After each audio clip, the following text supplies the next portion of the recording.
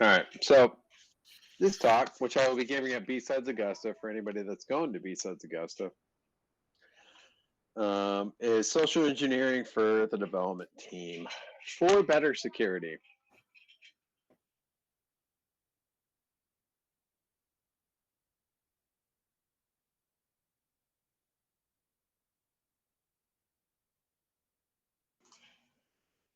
I have screaming kids. Let them try to get it out. All right. So moving on. Agenda. There's going to be a caveat at the beginning of this talk. We're going to give security people some tough love because I think they need it if you're going to interact with developers or really anybody outside of security. This talk is, I think, can be expanded to other groups, not just developers, but this is kind of a lot of my experience working with developers and some of my realizations as I was working with developers. But then we'll get into like why this talk, which I kind of just went through. Security, your baby is ugly. Social engineering, the development team, the number one security activity, resources, and then any questions people might have based on this talk. So the caveat, it is much harder to do what I do without leadership support. And I think we're talking to a security audience. I think a lot of people can understand and reflect on that kind of pain, where if you want to put stuff in place, there's got to be a good reason and some leadership support. Otherwise, it's going to be a very frustrating process without someone up top going, no, we're going to take this very seriously. But even within development teams, and I've worked with both, where I had both leadership support and I didn't have leadership support, it is definitely much harder to get security into a development process without some sort of leadership support. So essentially, you can social engineer people to a point. It is largely dictated, though, by those above you, and also what's ultimately what the business priority is will dictate a lot of this stuff. And it did take me some time to learn this, which led to a lot of frustrations. But once I kind of figured that out, there's things that I control and there's things that I can't control. So a lot of this talk is about what we can kind of control from a interacting with developers, right?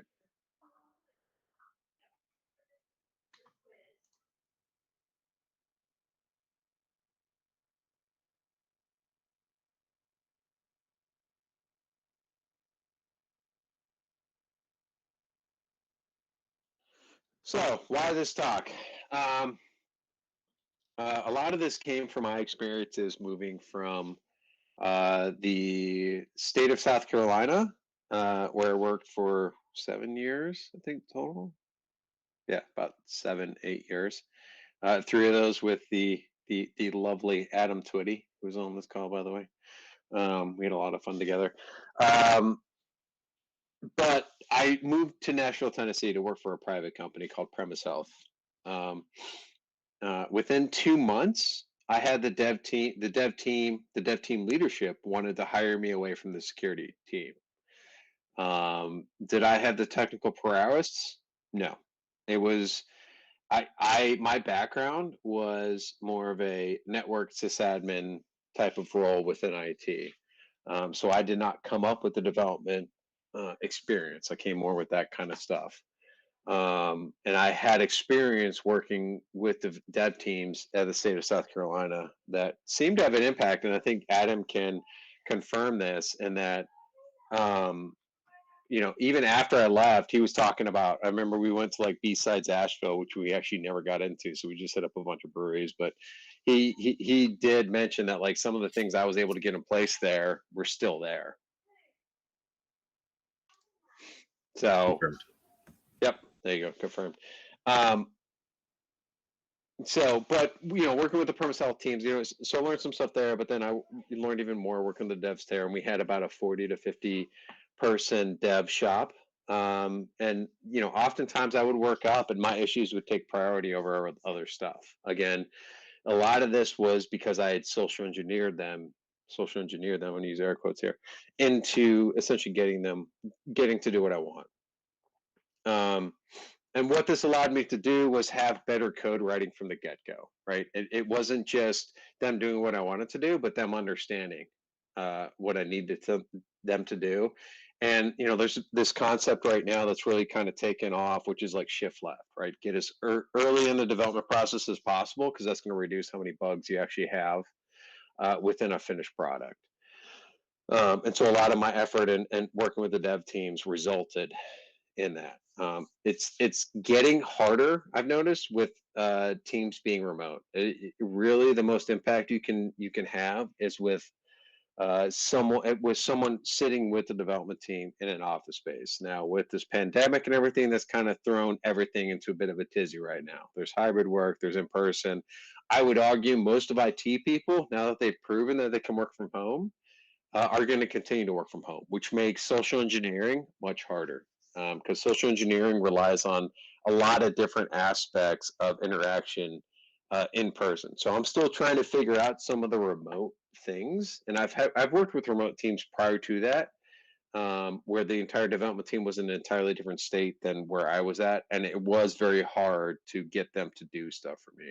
And that was a combination of leadership support, but also me not being able to be there kind of in the trenches with them. When you're in the trenches with someone in person, there's something to that from a social aspect of it, and people going to bat for you a lot more. And remote work has just uh, really kind of made that harder for a lot of security people. And like I said, I'm still trying to figure out some of that, but I feel like it is still to a certain extent doable.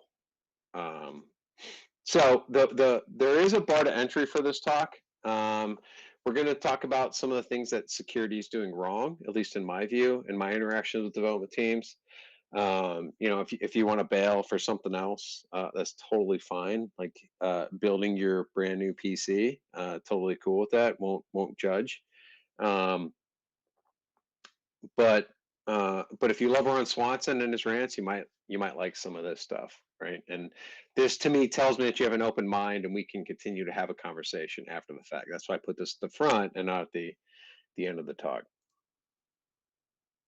So security, your baby is ugly. And we get to do this a lot to development teams. That's almost entirely our job, which to me is why we're not really that special. I see us as glorified hall monitors, or we are the assistant to the regional manager. We are not special. And I'm telling you this out of love, right? This security is a hot market. Everybody wants to get into it. Securities, the end all be all. A lot more companies are taking security more seriously if you read all the, breach notifications from companies and the PR teams, right? So we are very much in the spotlight now. But we are nothing special. I'm going to tell you that right now. And my first gripe is security champions, right? Have you actually talked to developers about this? If you're going to tap a developer and go, they're a security champion, you might just be laying that hall monitor sash or that hall monitor deputy badge right on a developer, which kind of can alienate him from some of his other coworkers. Now, don't get me wrong. I think within development, your good developers are going to be people that have a security conscious, because really, and you're going to hear me say this several times, quality code is secure code. We're not doing anything special. We are telling developers follow the proper procedures for developing code. But if you've actually talked to a developer, and I asked them what do they think of the term security champions. They go, it sounds very corporate, right? Again, that goes back as to some sort of perception. It's a lot like adding, you know, flair to a developer, right? Um, so to me, some people I have heard, and I've kind of come around to accepting security champions are where they're at, right? It's the buzzword, but it's the buzzword, right? So you might start seeing some people roll their eyes. And if it works for your organization, fine. I've heard it works really good at big organizations, and if that's what they want to do, fine. But maybe it's security Jedi or security guru. something that really fits your current culture, I just wouldn't use security champion. I don't use security champion. What I So, use is developer, right? so Because Tim, the idea isn't that the concept is bad, but it's the execution of the concept. correct, yeah, it's not. Yeah, that's probably a really great way of putting that. I need to remember. Uh, Adam, take down a note. I need to up on my slides to highlight that because that is a good call out, right? Because It's not the concept because there are your but see that's the thing, right? It is and I've had these conversations with developers and had a conversation with a really good developer that told me I don't believe in security at all. Like, and they're a good developer and they're really good at what they do, but the reason why they did it and took it into consideration is because of their management. That's why I have the caveat at the beginning, right? Do you have something else, Jeff? no, just asking a question. Yep. No, no. I think that's a good call out. It is kind of the execution of it. And again, like I said previously, security champions is fine for some organizations, and some seem to work. I've talked to a lot of people in AppSec. I've talked to some people in AppSec where they're like, yeah, security champion works for us. So I don't want to poo-poo on the idea is fine. It's just I wouldn't use a blanket security champions. I would try to figure out what fits best for your own culture and your own organization. Cool. So one of the things I will not compromise on is we need to stop inserting sec into everything, like sec DevOps, DevSecOps, uh, DevOps sec. Um, if we can't agree on the term, then we probably shouldn't be inserting sec into it. And again, have you talked to your devs about this? The devs I worked with absolutely detested the term DevOps, right? They didn't even like the term DevOps. So if we're going to do we're going to come in and start using DevSecOps, which I think is the popular one. Let's maybe not. To me, again, this goes back to DevOps is the same thing as quality code, right? If you're doing DevOps right, security is in there. We are nothing special. It's a check. A lot of the developing managers I've worked with want these checks in place because they are quality code checks, and quality code is secured code. A quality DevOps pipeline tests code, unit tests, security tests, tests for npm packages, and tests for vulnerabilities in containers. To me, it's DevOps. Or if you want to learn how to properly pronounce DevSecOps, it's actually DevOps. The SEC is silent, according to Elo Punk, who just recently spoke at GERDCon last weekend. And don't get me started on the SSDLC because I tried doing a meme search for it and it doesn't exist. The secure software development lifecycle does not exist. It is the software development lifecycle with all of our security checks in place. Again, quality code is secure code. And I've had, again, conversation with managers who they want us. So if you're looking to get some leadership buy-in, go talk to the managers first because they may be dealing with a lot of different bugs and a lot of the security checks you're going to put in place. Like, hey, peer review might actually help them with just even eliminating a lot more bugs, or unit testing or anything else is going to eliminate a lot more bugs.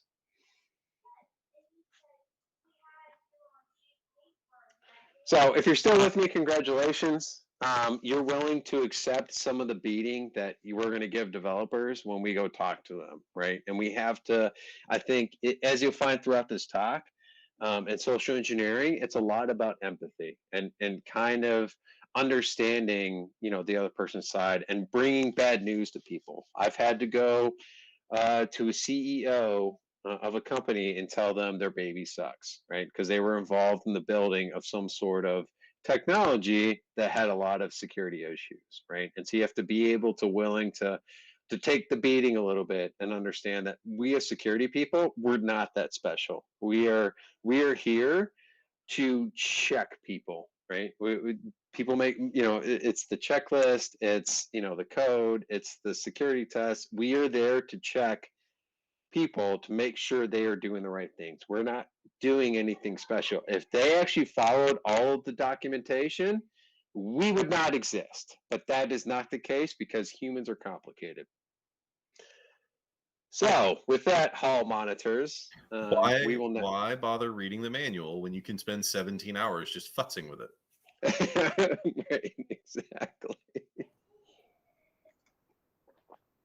Well, one of the things you do end up finding, though, is even though you read the manual, if you did read the manual, there are a lot of edge cases that never come up until And edge they get cases are into fine. like real Edge area.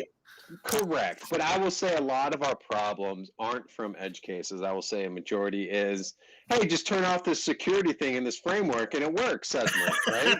Like that is like you go to Stack Overflow is one of the worst places you can go for, development advice, and that's what like I've gone to developer talks and gone, fine, you want to use Stack Overflow? Fine. Don't read the first comment that's got everybody going, hey, it worked. Read the fifth comment where they're going, no, that turns off a lot of security features you need. Here's actually how to fix it, right?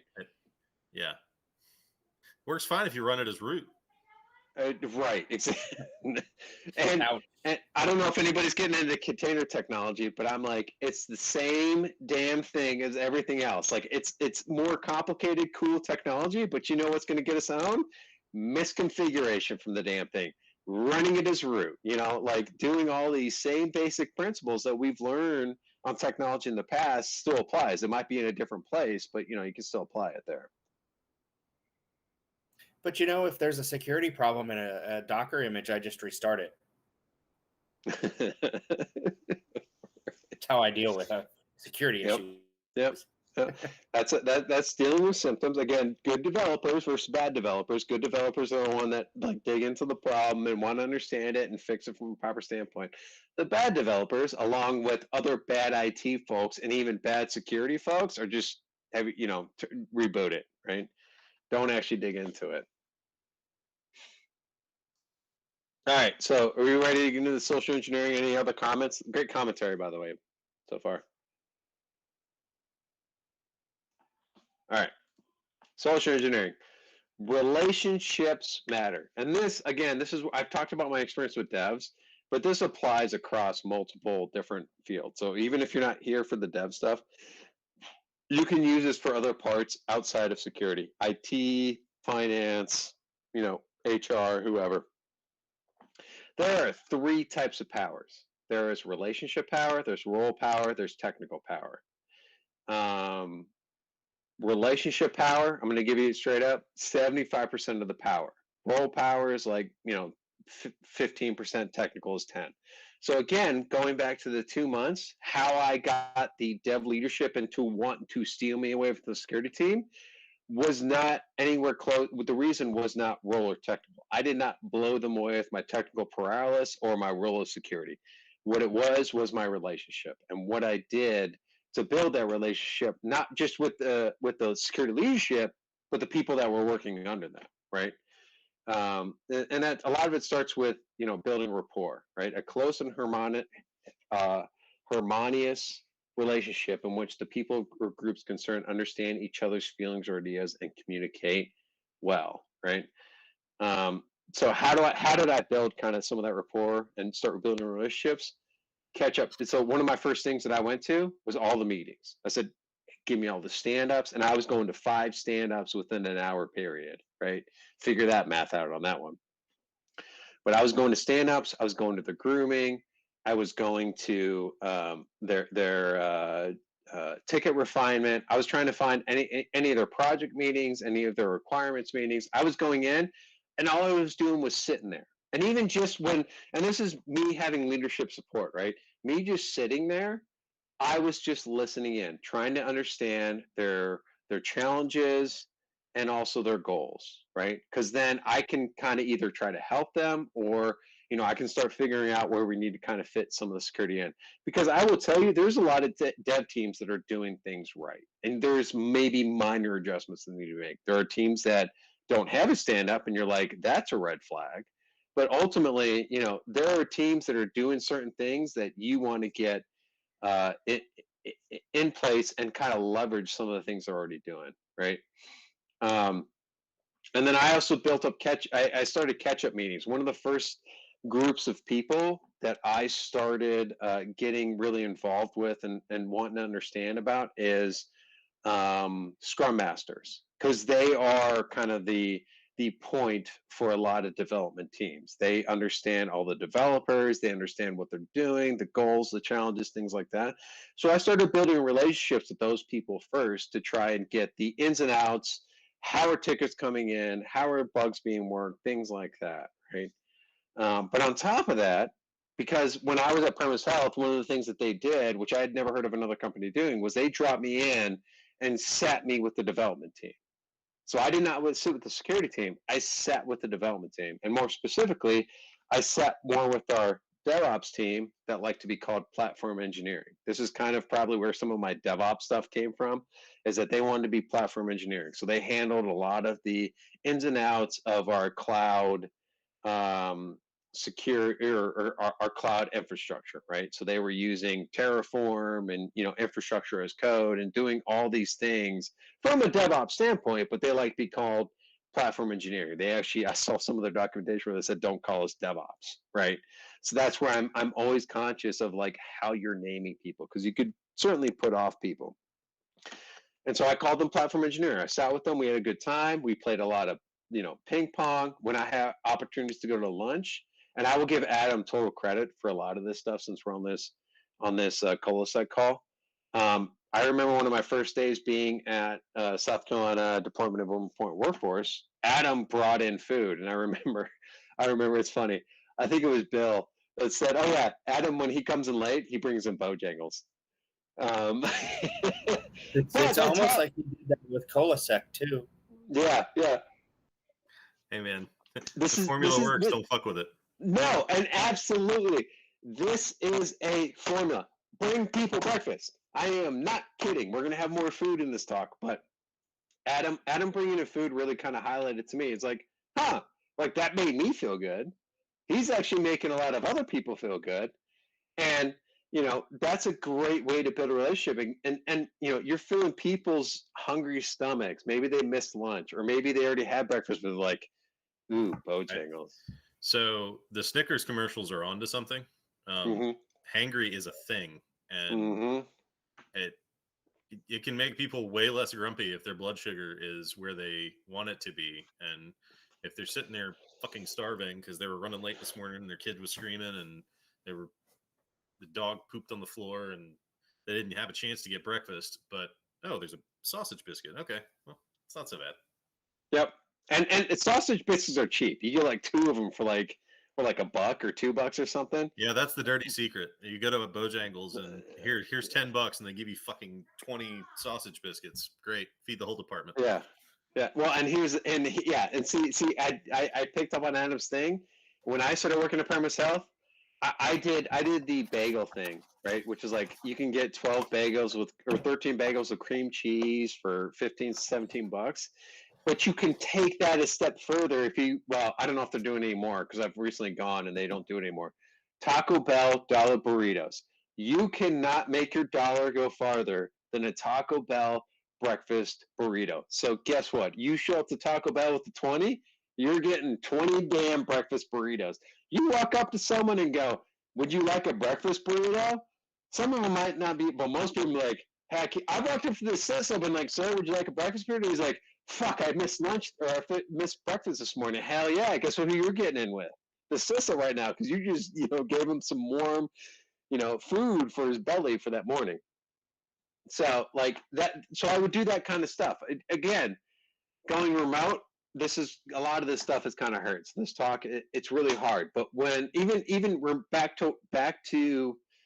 um, back to work, maybe if you're just going for a day, you bring stuff. And I would drop it at my table specifically so people would come up and talk to me, right? So I brought bagels, I brought breakfast burritos. Like the breakfast burritos are probably, you have more of them, so you walk around. The bagels, they go a lot quicker for some reason, but you also can get people to like actually walk to your desk. But if you walk around the office like breakfast burritos, Man. and I would tell you now, people that if you have an office and you want to make friends very quickly, and I would tell you a lot of the people in the office are usually the people that are a little bit more like go-getters, want to, not saying that people are remote are not go-getters, but I will tell you there's a lot of people in the office that I've noticed that are very good at what they do. And you might have someone that you don't normally interact with, like HR or other people, because there's so few people in the office that want to be in the office. You can go interact with them and maybe get some way in.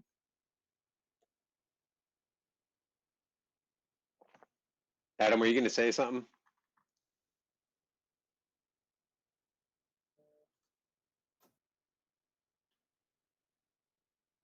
No, I guess not. No, go ahead. Okay.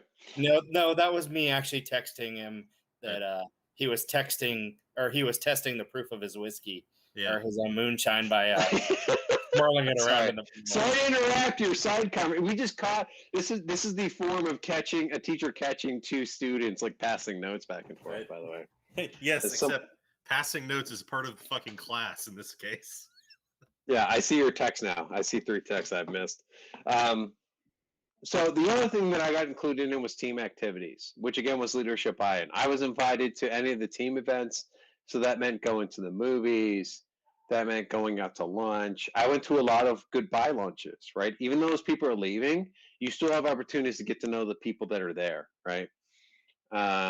So, looking for opportunities to build, people might see that as a waste of time when I really got to focus on this technical thing, but sometimes, just sitting in a stand up can be very valuable, not just from and a lot of the stuff they're talking about, you probably don't care about, right? Or, especially if you know what they're doing, but you just being there says something to those people, right? There is a concept um, within development about the chicken and the egg. And no, it's not the chicken or the egg. It's the eggs or the bacon, right? So developers are the pigs, which means to make bacon, they have to give up their skin. For chickens, they just have to poop out eggs, right? And that's how they contribute to a bacon and egg restaurant. So that's how developers see you, because that was one of the first concepts they kind of schooled me on. And so that's where, if I'm going to be a security person, I want to try to be more of a pig than I do want to be the chicken, right? I'm not there to just poop my eggs and then move on, right? I'm there trying to be skin in the game along with them. I'm trying to be a pig with them. I may not be fully a pig, but I might be an honorary pig with them. It's passive reconnaissance too, right? Yeah. You can filter feed and find a lot of interesting things, and Absolutely. start to after 3 or 4 meetings, you start to pick up on who are the folks you can go and have a conversation with afterward, right? You can pick out the people that are more conversational, more willing to share details. You can pick out the one in the room that is gonna stonewall you, and both of those pieces of information are extremely helpful before you even start talking about the technical details of what's actually happening, that the work they're doing. Once they get into that, you can start to pick up on things, ask questions, educate yourself, get them to explain things to you. And then in the course of that, sometimes you can educate them on stuff they're doing wrong. And so it's wins you get without ever having a finding, without ever having any sort of confrontation that involves management. You just move the ball forward without doing anything more than asking questions. Yep, and that's relationship matter, but like Adam just blew away like half my slides, right? But that's where relationship starts, right? Relationship starts. No, you're fine. That starts with a lot of this stuff, right? And again, that's why I went to the next slide, is because, as Adam said, listen. Just sit there and listen. Ask questions of people, right? Ask them. Be careful. I have recently learned to be careful about questions, because especially if you acquire a company from a development standpoint, the certain questions you ask might mean certain things to them. So you have to be careful about the questions you ask. And you have to also be very open with them about it. And that's probably another slide that I'm just blowing away. But again, that's where the listen comes in, right? Go to stand-ups, go to any team meetings you can get into. And some of their team meetings, they're not going to want you in. And that's totally fine. But if you can get into some of their first stand-ups and just be there and start, it's almost, it's like the adventurer going out into the wilderness, right? They're trying to become some sort of the the structure there that people just kind of go, oh, that's there, because that's when people start opening up a lot more. And I also say kind of shut up and listen, because there are times where I could interject and go, "Oh my gosh," and you have to keep a straight face, and you have to play the position of playing the blue pill, right? It's what's the guy's name? It's not I want to say Morpheus. It's Cyphers. I mean, You know, Morpheus is the one that gives the pill, but Cypher's right? the one that says he should have taken the blue pill. Cypher is the one that says take the blue tail. Ignorance is bliss. You got to take the blue tail. You got to, and every time I think of this, I think of a horse, right? What do you do with the horses? You put the blinders on so they can't see all the other things going around with them, right?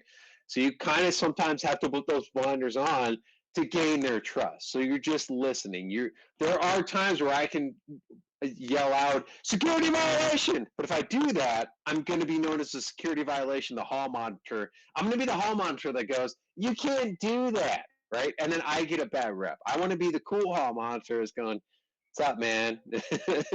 How's it going? And kind of you're trying to control. Yeah, you're controlling your you're controlling. Yeah, you're controlling your perception a little bit, but you're also controlling what you know about, because then you can feed that information to leadership for them to fix maybe at a higher level, or you can like feed that to go talk to the development manager and go, hey, we need to work on this, right?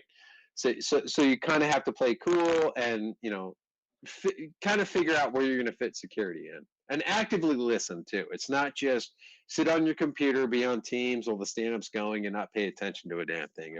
If you're sitting on Teams or doing email or other multitasking things, don't be in the meeting. And that's just a general thing. There's no reason for you to be there if you're multitasking. Reciprocity, right? Make sure that you're doing stuff for them. And reciprocity to me is something that you're doing for other people without expecting a return, right?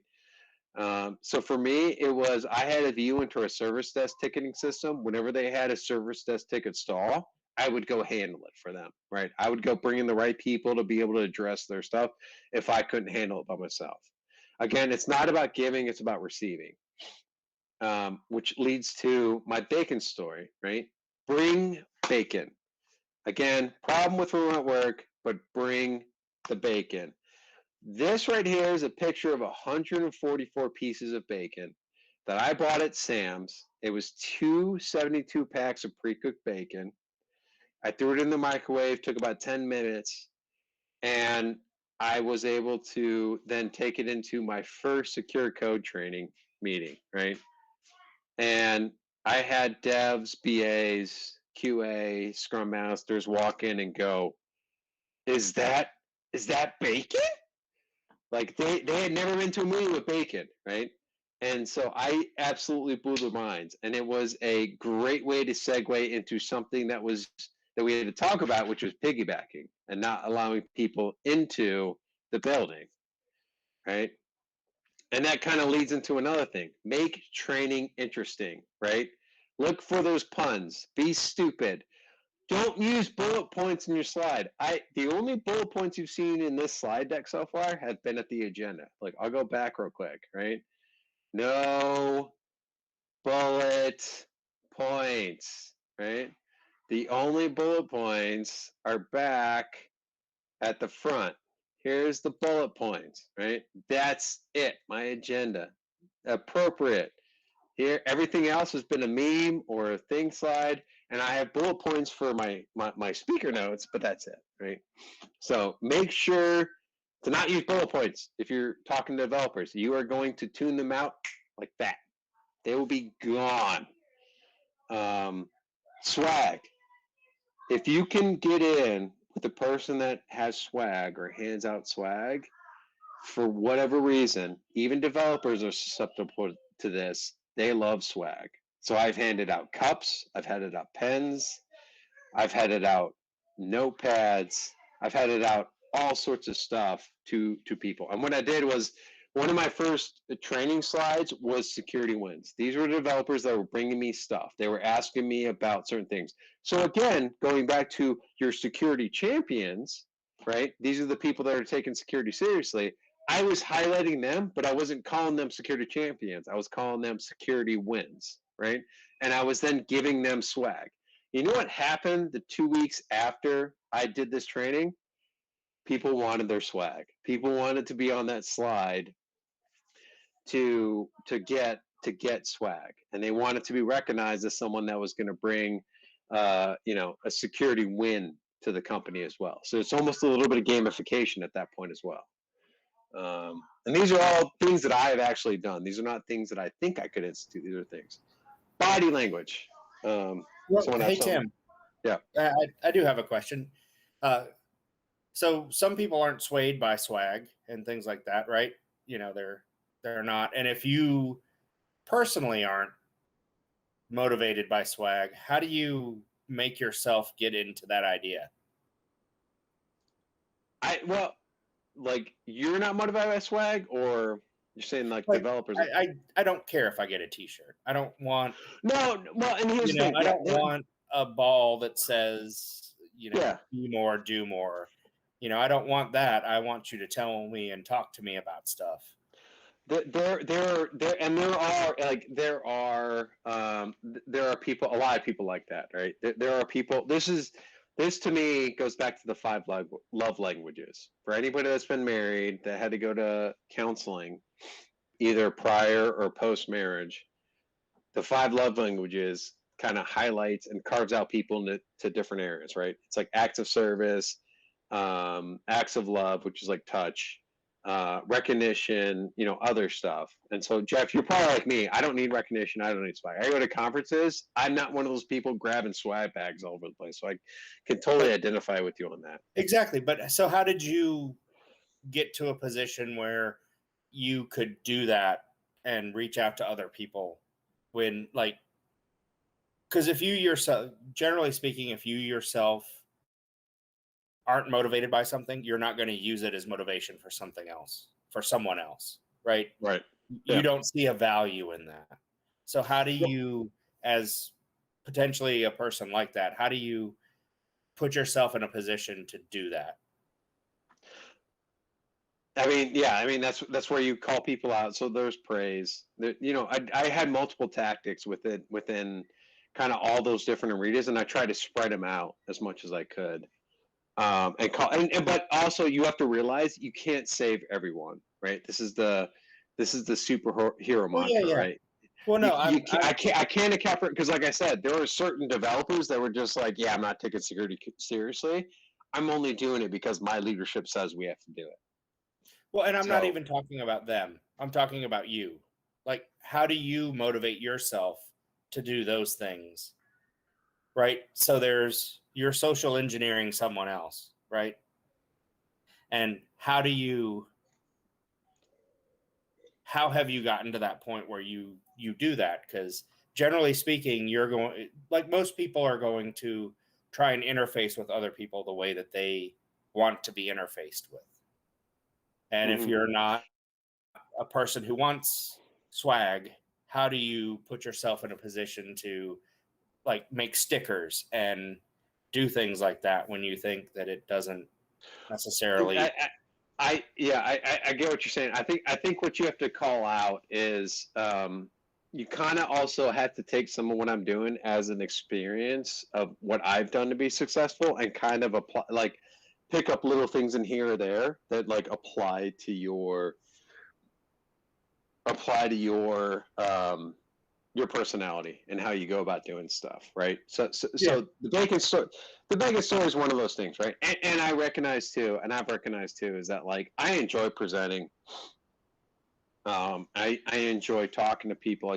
Some people don't recognize doing that, but if you're going to work with other departments, like there are certain things you need to do, and there are a host of books at the end of this for resources, like the 7 habits or the influencing friends and winning people, the 7 habits of effectively, oh God, I'll have it at the end. That's fine. That's 7 habits of highly effective people. There we go. Thank you. Sorry. Yeah. And then like there's some of those later. Right. Yeah, I address them there. Yeah, absolutely. So, but things that you need to read. and I'm probably going to get to it at some point too, is that like one of the books that really, like, I did a lot of this stuff already, but one of the books that really highlighted that I could do this stuff and kind of like took it to the next level was reading like Chris Hadnagy's books on social engineering, right? So if you like breaking into buildings, you like to do that kind of stuff, a lot of this stuff applies to that because the techniques are similar to breaking into a building as it is to interacting with humans. And that's why I've also called out not necessarily developers, but this can be your networking department. This can be your server team department. It can be a variety of different things. You don't have to touch the lap.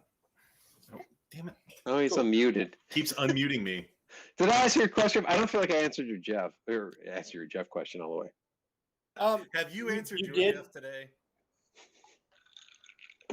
Do what? I was making fun of Tim. Carry on. Oh no, it's good. I guess it's the internal side of how you do, like how you walk in with things that you want to reward people with. If that is something that would motivate you, how do you walk in and be like, I'm going to use this to motivate you, but it wouldn't motivate me? Well, and this is where this goes back. That's where the relationship slide is the first one, right? You're going to pick up, and maybe I need to add that slide. Adam, write this down. The baby in your hand. You as part of the relationship. That's where you're kind of understanding what motivates people as well, which is a great addition to that slide, right?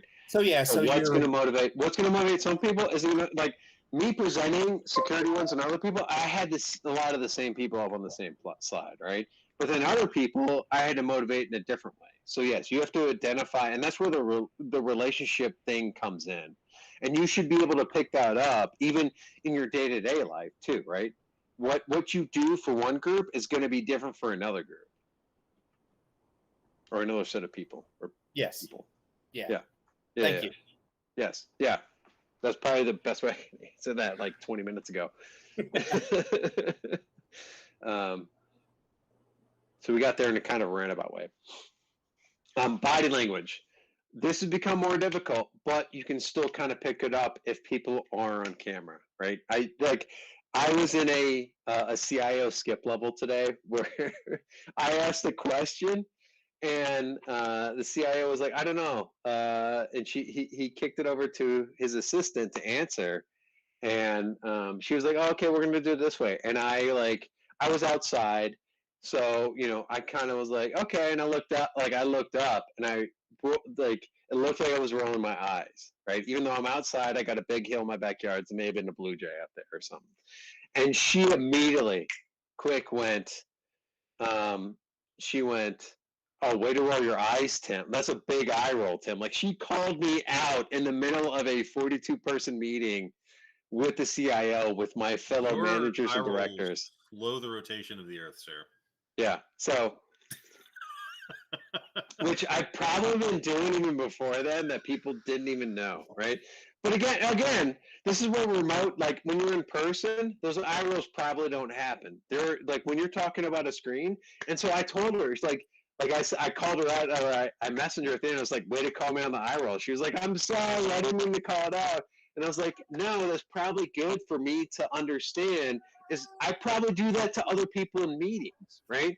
Like the camera's right here. I am making eye contact with you right now. My screen for all of the video stuff is over here because I've got what I'm presenting right here. I've got my notes down here, and I have my notes down here. So when I'm talking and looking at my notes, I'm gonna look at you more. But my natural gaze is going to be over here because this is where Adam's like leaning in, looking at me. Mackenzie's building a computer. Jeff is off screen. Harrison's looking like he's bored and oh, there you go. Yeah, he's cheers, bud. There you go. Cheers. Hey man, Harrison's drinking wine. Yeah, that's awesome. Yep. So, Tim, go ahead. I moved my Zoom screen over to my second monitor often so I can take notes. But then you look over here all the time, and then I'm like, oh, and you move it here back in front of you, and then you're looking at people, and it's like, what do they think I'm doing? Right, exactly. So, and that says a lot to people. And I'm outside sitting on my back porch. There's a covered porch, just raining. I like looking out at the nature. That's why I'm out there, right? Because and there are some times where I'm just bored and I'm like, hey, there's a squirrel. There's another thing. But I also there's benefit to being outside. But I did a big eye roll to her, and I was like, I probably do that to other people in Zoom. Where if you're in a person and one-on-one setting where you're talking to somebody, you're not going to do that eye roll. But with the Zoom and everything, you have got to be paying attention. And I'm looking directly, intentionally at this, so you guys can see and kind of see where I'm looking at, like I'm doing this intentionally. So like when you're talking to people, you need to make sure you're viewing it. If you're constantly, and I've seen this from some people, particularly in tech, right? They have their Zoom or Teams or Google or whatever over on the side thing, and it looks like you're looking away. I am talking directly to Harrison right now. He doesn't know that though, because my camera is over here, right? So this is where body language has really amplified itself within the remote space. And body language is so important because it helps you read people's emotions, their discomfort, their awkwardness. And you can still pick up a lot of that on Zoom, but it's a little bit lost because we don't know where the screen is at. And even if people I, I, you're still able to pick up on it, but I want to continue that part of the conversation. I think it's important, and I think it's a place that things have to change, because I don't think it's a problem about us looking at other screens. I think it honestly is a problem with people expecting a one-on-one reaction when you can't expect that anymore, right? I don't think it's but you can. So from an etiquette but, standpoint, right? If you're in a meeting, you should have one screen, right? I don't have one screen because we're doing a Yeah, call. but I'm so doing a the presentation.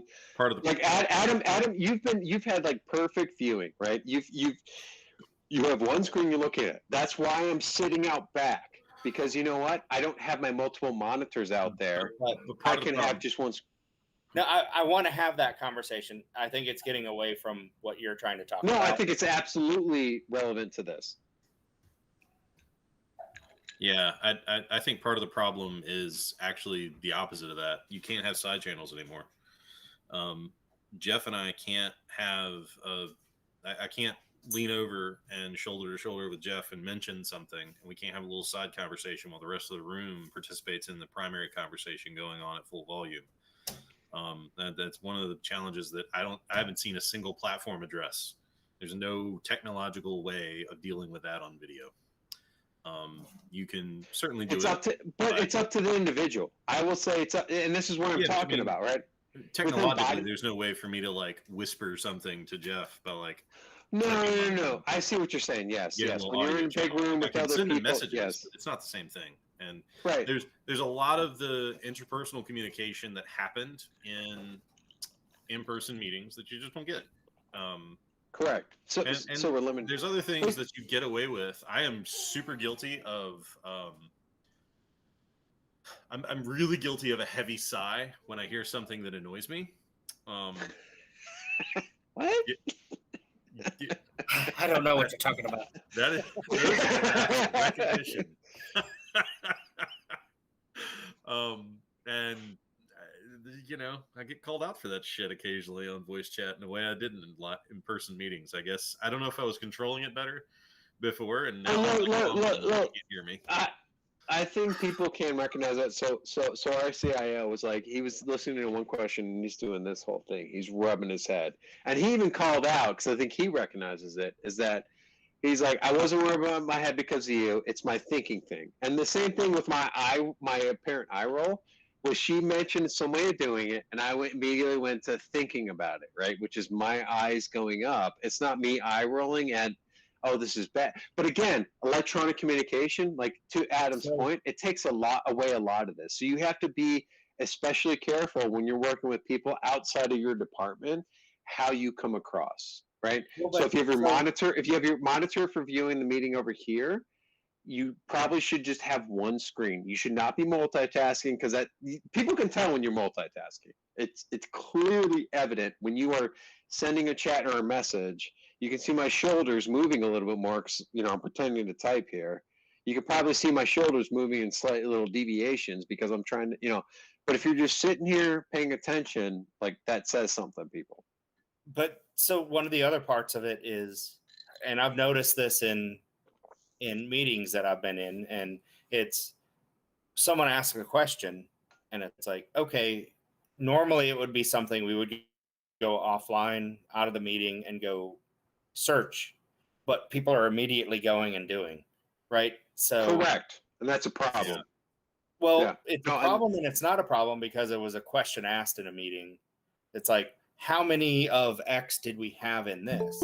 And the person who knows it is like, oh, yeah, I'm going to do that. And then in 5 minutes, they're like, yeah, the answer is 27. Correct. I mean, that's going to be the group. I've complained about that recently where I was like, we have an hour-long networking meeting. And I was like, I actually miss the days where we got in person and none of us had computers. Maybe some of us had notepads and we're like, okay, I'll check on that later. Whereas now working with networking, it's turned into a working meeting. And I called that out in my last meeting with them. I was like, they're like, Tim, why you look so down? I was like, because this has turned into a working meeting and I'm kind of disengaged because I want to pay attention to the conversation, but we're just, let me go look this up real quick. Let me log into this console. Let me do, and they're checking on stuff, but that takes a few minutes. And to me, it's like, I'd rather have a 20, 30-minute meeting where we talk about it and then we go do that and you follow me later versus me having to sit here for an hour while you look up shit, right? And I agree, but part of what that is there's a difference between, there's a change with being online and having this group and, these meetings. And it's, if your expectation is to remain in a traditional meeting situation and not be able to adapt to perhaps something that's new and different, and you try and impose a traditional meeting on something like Zoom, you may not be successful, right? Sure, but I've seen because it does meetings, change, right? And I think we do meetings really awful in a hybrid in a remote work setting. I don't know if anybody else has felt this, but my days have filled up with meetings, which means I cannot go do stuff. And it doesn't even mean go do stuff. It means I don't get that 5 minutes to go to the bathroom because no one has to leave that meeting to go to the bathroom and then go to their next meeting down the hall in a different conference room. And this has been a struggle of mine my entire career. I struggle with, let's call a meeting and decide that. That's not how that shit happens. That's not how we get things done. You have a meeting to raise questions and form consensus. You don't argue things. You don't debate things in meetings. That's not how that happens. You figure out what the questions are and you gather the folks together that can answer those questions after the fact, offline, sidebar, smaller meetings. Then that's all lost, right? It takes more work. It takes more drive, and you have to go and hunt people down and establish those lines of communication elsewhere. But return to work. I convinced my entire team to come into the office and for like a week and a half, and then we had the mask mandate come in. And I told them they didn't have to come in. My team scattered again, but I did notice to Adam's point. What would have taken like a 5-minute Teams conversation was a 30-second conversation in person with one of my team members about something. So like electronic communication adds up.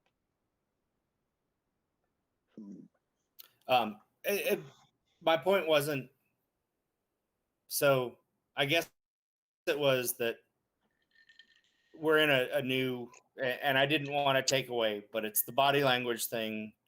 And it's, we have a new situation and these Zoom meetings are going to be, Zoom meetings in the generic. We're going to have these meetings online and you are going to have to figure out a new way to show the body language and understand the body language because you can't assume that it's going to be the same. That was a great example of you being outside and looking up at something else. That's rolling your eyes if you're sitting in front of somebody. But if you're sitting out in the world and you're reacting to something happening around you, that's different than you rolling your eyes.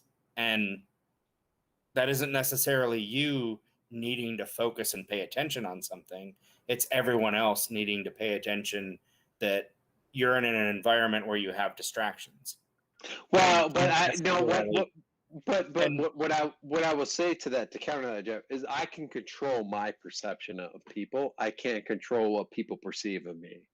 So if I'm rolling my eyes in one meeting, it probably means I'm doing it in others, and people are taking away bad impressions of me because I don't have those, like you said, like in-person interactions anymore where they're saying, "Oh, Tim's just thinking," or "Tim's, just doing," or maybe I don't roll my eyes when I'm in person more, and when I'm looking at a computer screen, and I hate looking at a computer screen.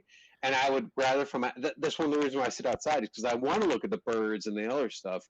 But to other people, it means I'm rolling my eyes, right? There is a form of communication that will be misinterpreted. So you have to be really careful. Well, all I'm saying is that you can control that and be a little bit more conscious of it. And this is where social engineering comes in, right? It's being conscious of our body language and how we're interacting with people, not just, from multiple facets of life. Also, go ahead, Jeff. I don't want to belabor the point because we could. No, go I think on. it's a good conversation. It's been great I like conversation. points, Jeff. No, I love this because I need to go back through my slides and add some of this content because I think it's absolutely relevant to this hybrid workforce remote, thing, and interacting with people, right? Because we're interacting now majorly through video at work. Yeah. I would say that the thing that I've had to focus on doing more than I remember. So in the course of a meeting, if you have a tense conversation, and that you have a professional confrontation that you have to have to do business, you can soften that by conversations ahead of time about little sidebar conversations. Going back to my point earlier, little sidebar conversations about how your kid's doing, what's going on in your life, how are things, and it just being friendly with somebody after you've had where you've had to butt heads with them professionally about something. And the only way I found to do that in the pandemic times when we're all on video chat is just to make a point to reach out to folks after you've had a professional conversation with them and just say and check in with them, make sure there's no hard feelings. I mean, it can feel a little bit middle school that you're having to go and say, "Hey, I'm sorry, I didn't mean to call your dog ugly, but your dog's ugly." But having those conversations, it helps build a working relationship that helps you survive additional conversations you have after the fact. Like it's easier to have professional confrontations with folks that you have a good relationship with, and if you've got a good relationship that you maintain through checking in on folks and just letting them know that you don't think they're an idiot, you just disagree with them about something professionally, then the next time you have to have one of those conversations, you don't have to worry so much about, well, is Jackie going to think I'm calling her a moron and think she should quit her job because I disagree with her? No, she knows I'm arguing my point. She's arguing hers. Yeah, So, I think, Adam, and this might be a good time to move on to the next one, but I think you did it really well and said that have existing relationships with people, and then when you talk to them and have conflicts with them, it's a better conversation than it would be otherwise.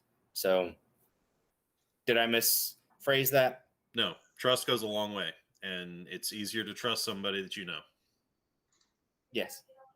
Thanks, Tim. Right. Sorry. No, you're fine. I'm probably gonna be skipping some of the slides because I think there's another slide on someone Adam's talk about today. So I'm gonna wrap up the. I am just here to fucking because this is gonna turn into the Verizon DBIR from last year talk where Jeff's just like, let's finish this shit, let's go.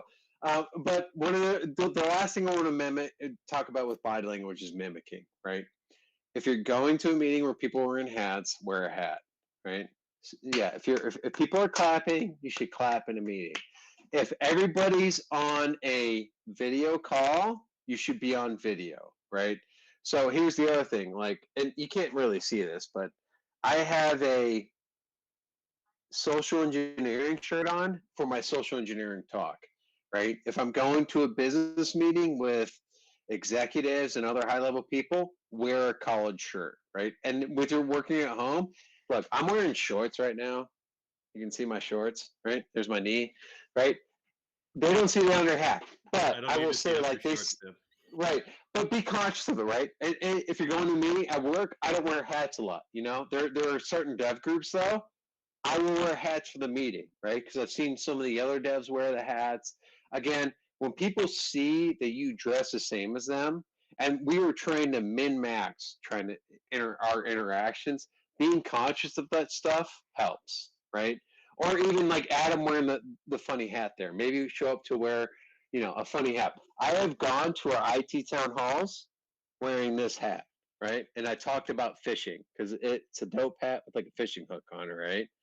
So, props, all this other stuff really can kind of help with some of the stuff. I can tell you right now with the current dev group that I am sitting with, I will not wear this hat, which I have readily available, to a meeting. You know why? Because she's a Los Angeles Dodgers fan. And if you're a baseball fan and know about the Astros cheating scandal in 2017, Dodgers fans, Yankees fans, and some other fans are very upset about the Astros. So, am I going to wear this as someone I'm trying to get in with on the first day? Hell no. I actually realized in one of my first meetings, I had my Astros cup and I was drinking from it on the meeting, right? I don't think she noticed it, but if you turn to the left too, that's an Astro. Oh, I think my camera may have just gone out. Over to the left there is an Astros clock, right? It's an old school Astros clock, but it could be conceived as an Astros clock. So this is also where being on camera, you see Jack Sparrow back there, right? I've been on calls, remote calls, where people have told me, hey, that's a cool picture of Jack Sparrow there, right? So being conscious of what's behind you is very important when you're talking about social engineering or understanding what people want on. Vulnerability, being open to people about kind of some of the stuff going on, right? And I will also say being honest with them about stuff that maybe you shouldn't be honest about. There are plenty, because what that does is it's some reciprocity, it builds some rapport, but being vulnerable with people and telling them the truth really allows them to start trusting you a lot easier. Again, I think we've kind of built this, we've kind of talked about this one to death, right? Building relationships, you got to look for opportunities to connect. If you can, set up some sort of local events. Um, it also makes going to some of these stand-ups and meetings more important. For me, like I've said, my day has been filled with catch-ups and other stuff, and that's on top of projects and other things. But I have a lot of catch-ups with people now to make sure that I can stay in contact with them, because I lose a lot of that interpersonal relationship that I would have had at the coffee stand or at the water cooler or wherever else I may have run into them at. And then I would say also try to connect with devs. I just talked to the baseball connection. I am not going to talk about to a Los Angeles Dodgers fan about me being an Astros fan. I might ask them about baseball because they talked about it. This is where Adam was talking about active listening, right? Hey, you're going to, I like baseball too. You can just like strike up a conversation with them about some of their different interests, right? And I will tell you, like this morning, I was on a stand up and my kids were home, right? And one of the things was brought up, like the kids all of a sudden had one of their I really shouldn't talk to any MLB fans about being an Astros fan. That's fine. I've given over it. So here's the funny thing too, no, is that I've showed up. I have a trash can right under me. I showed up to a meeting with some St. Louis fans with this, my trash can, and I just hugged it. And I had, yes, I'll go get some Fishers when I get a moment. Um, but I showed up with my Astros hat on and a trash can. I showed up to a meeting, and people were tickled by that, and they loved it. Which is funny because the St. Louis Cardinals are known for cheating too, because they hacked into the Astros system to steal information. So, it's so funny that people want to talk about cheating, and this is just me talking about baseball at this point. Um, so funny that other fans want to talk about cheating when their team is probably got some glass houses that can be broken by other cheating rocks. So, anyways, again, you're just trying to connect with people. Have a like Adam said, have a conversation. Have a conversation about their family. You know, talk to. I talked to someone today. Hey, you want to come to this meeting? I was like, they're like, yeah, I want to come to this meeting. I was like, cool. I was like, have fun at your vacation spot that you're at right now, right? Little things like that. We'll get into some email communication. I think we'll get into some email. No, we won't get into email communication. That's a whole nother talk that I could have on it. But it could be anything too. It's like video games. I've played Overwatch. That's why I was asking Mackenzie about Overwatch, because you know what? I've played Overwatch with devs before, and really, played with them for a little bit, which was kind of fun.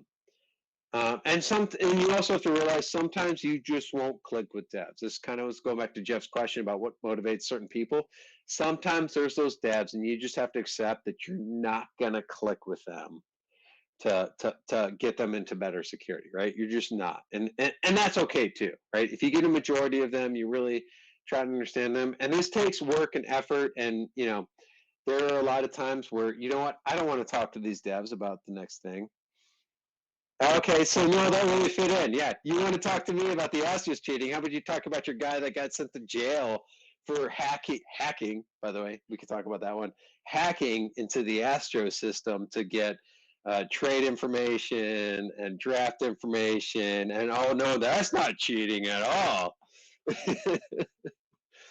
um, so yeah, but I also I haven't mentioned that in the Cards fans at work either. I've just showed up to the meeting with, like, it was the start of baseball season this year. I showed up with the trash can. I leaned into it, right? Because I'm over it. People are going to have their opinions about the Astros and what they did and other stuff. But you know what? The Yankees were using Apple Watches. The Red Sox were using the Apple Watches. The Los Angeles Dodgers were using some sort of scheme. There's about a man in a little white hat back in the 80s. It's been going on for a while. So one of my favorite things to highlight is the Bob interview from Office Space. Has everybody seen this interview from Office Space? It's fantastic. This is what we're going to What call would you fair say use. it is that you do here? Mm-hmm. That is exactly the meeting we're going to, right? So we've got Peter who walks into this, right? What does he do? Hello. Says, hi, Bob. Hi, Bob. And he uses their name, right? Oh, my notes didn't show up right. So, hi, Bob. Bob. He's using their name. That's probably like the first step. And this is both electronic and in person, right? If you can use a person's name in email, use it. Thank you, comma, person. Thank you, Adam, exclamation point. And use an exclamation point, by the way. I'm not going to get an email a lot here, but email, IAM are very monotone. If you use an exclamation point, it says you're excited. Even if you're not excited, it means you're excited. Thank you for doing this, Bob, versus thank you for doing this, Bob, is what's going to come across as a period, right? That's how people are going to read it. But if you add an exclamation point, you're going to the extreme and people are going to be happy about it. But people love hearing their names, right? Everybody loves hearing the name. If I say Adam, Jeff, Mackenzie, Jessica, Dr. Jessica, Harrison, Jay, So- Will. What? Tim, that was you jokingly, Dr. Jessica. There is a time and a place, and you kind of have to realize, depending on who you're talking to, how they expect to be addressed. Mhm. Um, And that's where you and learn it. That's where you learn it from relationships, right? You learn how they want to be addressed. well, but if you're having further conversation, but if you're having certain initial conversations, you have to be very, very careful about that. Yes, Because Jeffrey versus Jeff is a very different thing. Gregory yes, versus Greg, Timothy versus Tim. I have certain people that call me Timothy, but I only have Timothy there because it looks better with Timothy D Block versus Tim D Block, in my view. But you can call me Tim all you want. But yeah. To your point, but Jeff, that's a good call out. But that's where there you are ask. people who will be offended if you are too familiar with them, and you Correct. need to know some of that ahead of time. And I Right. put that because I'm in an environment where there are a lot of people who are very Mm-hmm. So, and that's Jeff understand, and see, that's a great point, Jeff. Right? You've built relationship with people. You understand how. It's like I will say that one of the things that's hard for us in IT is they don't put doctor there. They put their credentials there, which means they are a doctor, right? So you call them doctor by their last name. So it actually should be like Dr. Butel, not Dr. Jessica, right? We say Dr. Jessica because we've been on enough calls with her that we've joked about Dr. Jess, Dr. Jessica, her buying domains for stuff. But if you're talking like to Jeff's point, I work in the healthcare industry, so I have to be careful about calling someone a doctor and their last name, right? there's Especially if they also have. So paying attention to their signature is very important for a lot of but this there's stuff. also a lot that happens with gender. Mhm. And it happens a lot in education where people will be very particular about males and calling them by the proper things, but not so much with females. And That's uh, that's interesting.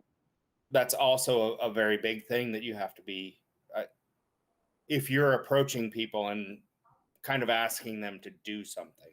You want something from them. Yep. Trying to figure out how they want to be addressed. And that's where like Jeff said, like you really like that's where like my first thing is what relationships matter, right? So sorry, I'm trying to find some good lighting so I don't look so dark. But like Jeff, to your point, that's you've built that based on relationships, right? And understand or just interactions where you've like paid attention to Well, that kind of you stuff. you oftentimes never know, right? Yeah, sometimes you don't, and that's where you take the higher road, right? You want to take the most extreme road for a lot of the stuff, and if you get corrected, you can. But that's where and I think that's also where sometimes screw ups can happen, and you're not going to make a good first impression. So realizing that happens as well. So No, thanks. I just yeah, no, I think chiming that's a in. good call. So back to the Peter interview, right? He knows who he's talking to. He's got Bob and Bob, right? That's kind of the joke. But he is using their name. And to Jeff's point, understanding what people like to be addressed as is very important. So make sure you're paying attention to that kind of stuff. So this is where, ask questions, right? Bob is asking Peter to walk through his typical day. And you can see here, and movies are really great about paying attention to this. I am a media arts major. Anybody else is a media arts major will identify with this. Attention to detail is huge in movies, right? And actors understand a lot of these social engineering concepts, which is what makes this scene so great, right? So you can see here, what are they doing? Eye contact, right? Bob and Peter are making direct eye contact. And you can see Bob is leaning forward a little bit.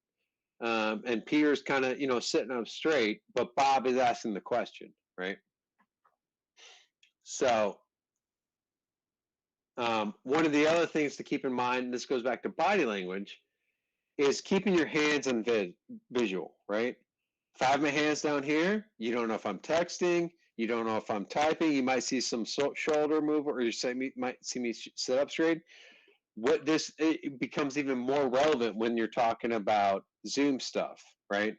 Where you don't know what's going to happen. Now, when you're on Zoom or Google, really hard to like keep your hands up here. I'm not expecting people to come hands up, but if you're paying attention to someone, they can see that you're paying attention.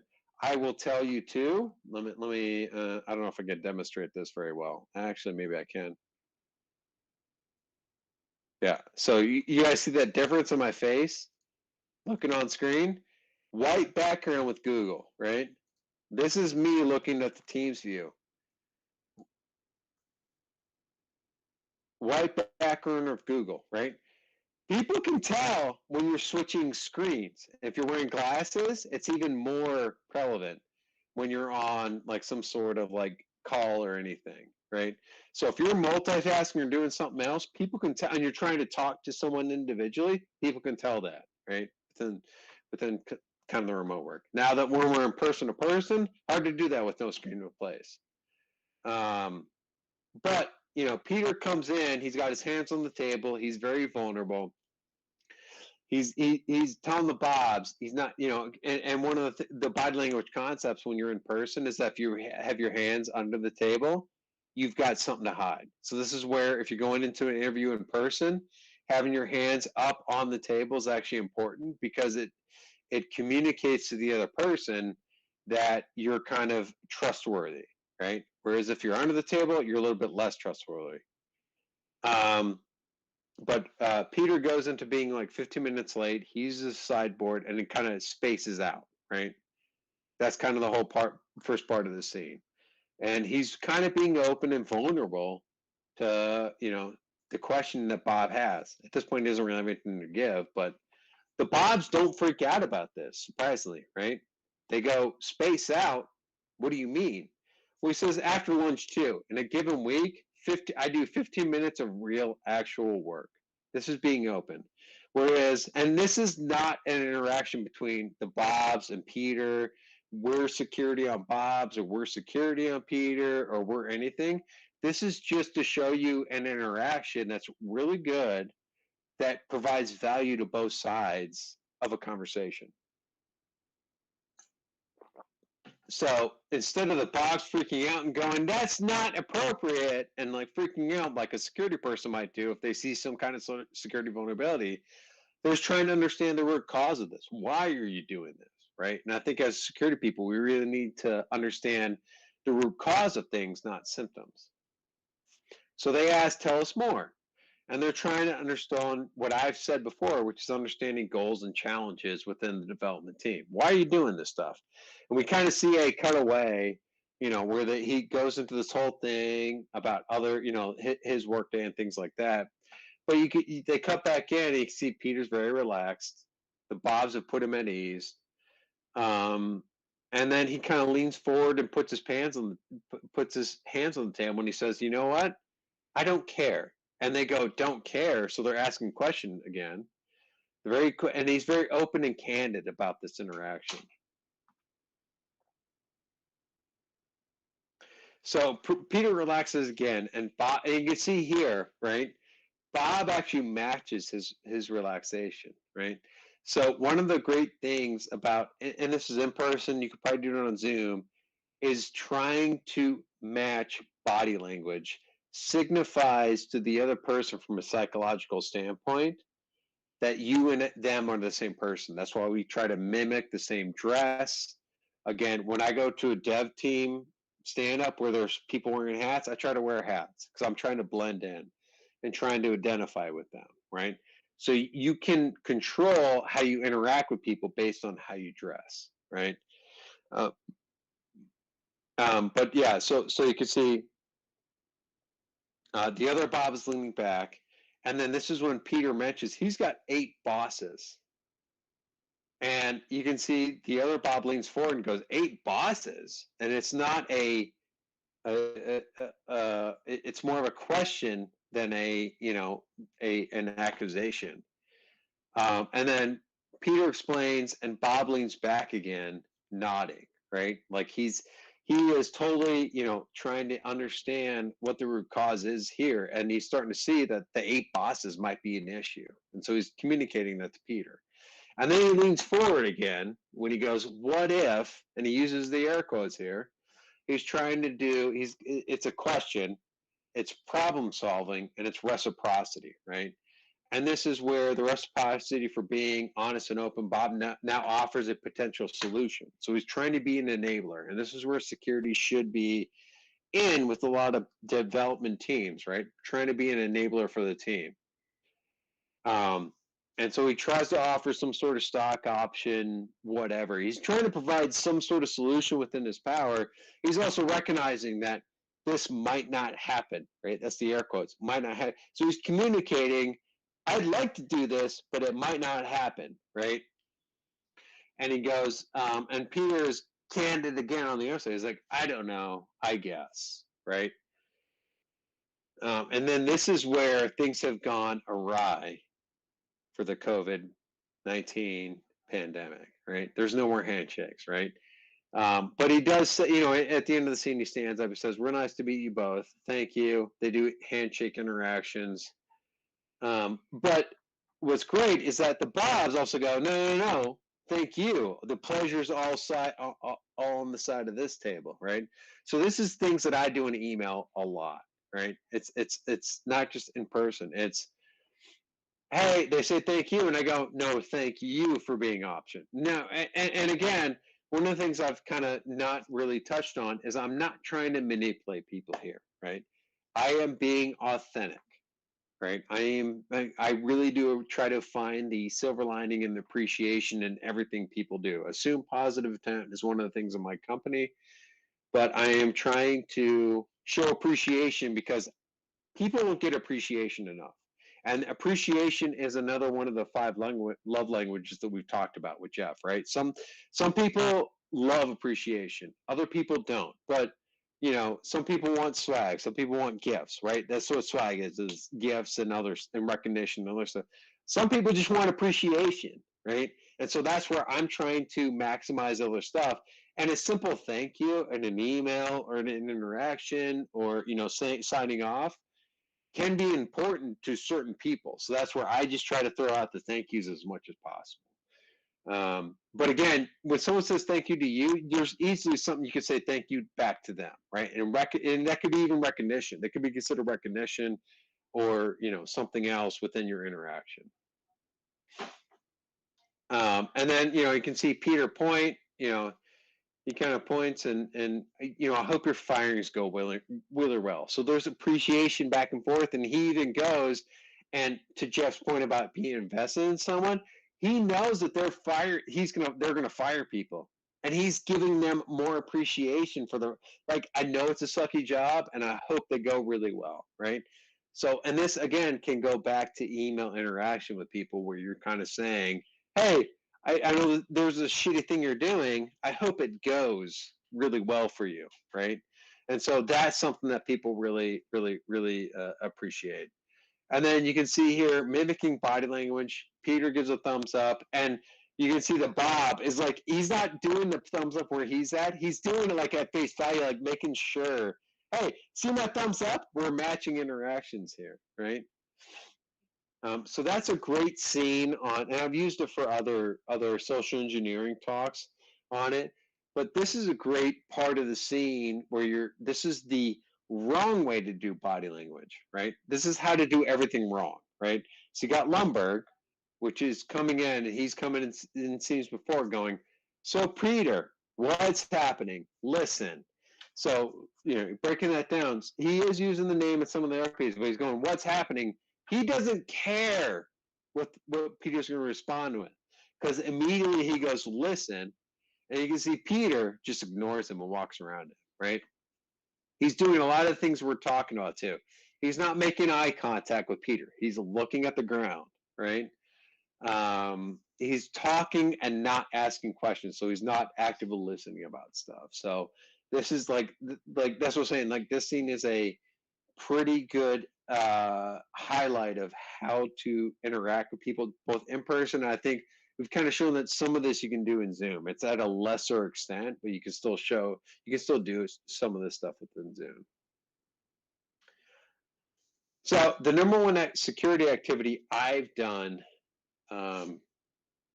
that has really kind of improved security mindset around or developer mindset around security is threat modeling. And it's Adam Shostak's Threat Modeling Designed for Security.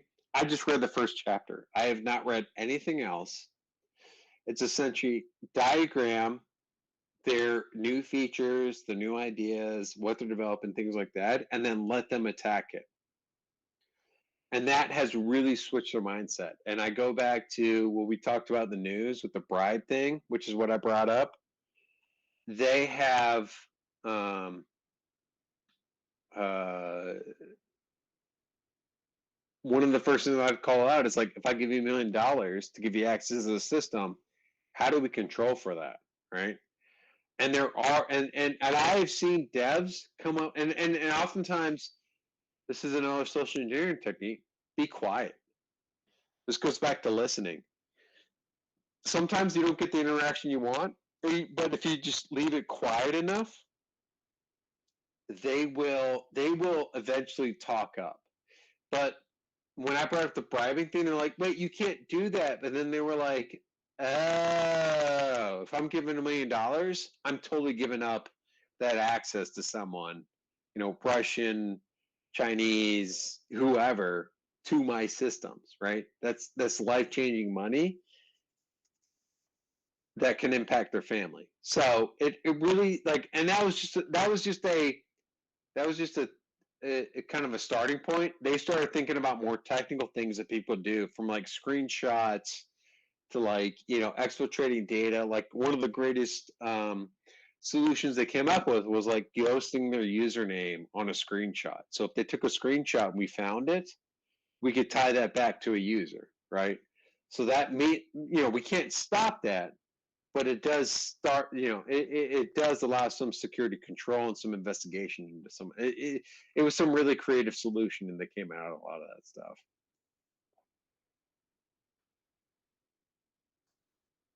So resources, as I mentioned, thank you, Adam. How to Win Friends and Influence People by Dale Carnegie. That's a really great, oh no, it's actually the other one, but The 7 Habits of Highly Effective People. Both those books are, to me, are kind of the same, personal interaction within a company, and can really teach you a lot about that.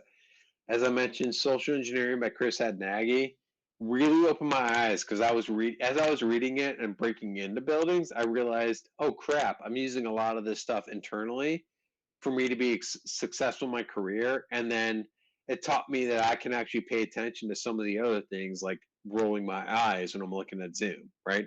It taught me behaviors and habits to really take away from that book and apply to different scenarios I'm using stuff, because it teaches you a lot about psychology and how people interact and things like that. And then Ego is the Enemy by Ryan Holiday. I recommend a lot of the books by Ryan Holiday, but Ego is the Enemy kind of teaches me that like ego just gets in the way for a lot of the things that we do. And, especially that's why I talked about some of the, we're going to call security's baby ugly, because there's a lot of ego involved in that. And you have to get past that to understand development teams and working with them in an effective manner. And then, of course, the Phoenix Project, which I'm pretty sure which every great development team has read, is the Phoenix Project, right? And if you haven't read that and you're working with dev teams, you are missing out on something that really helps their quality of life, but also can kind of give you an outside perspective of how developers think. Security people, at the end of the day, we're looked in a good light, but very early on in the book, we are not looked on in a great light. So you want to try to be more of a person that can enable the business and help them do some amazing things. And the Phoenix Project kind of helps with a lot of that stuff. So with all that, questions?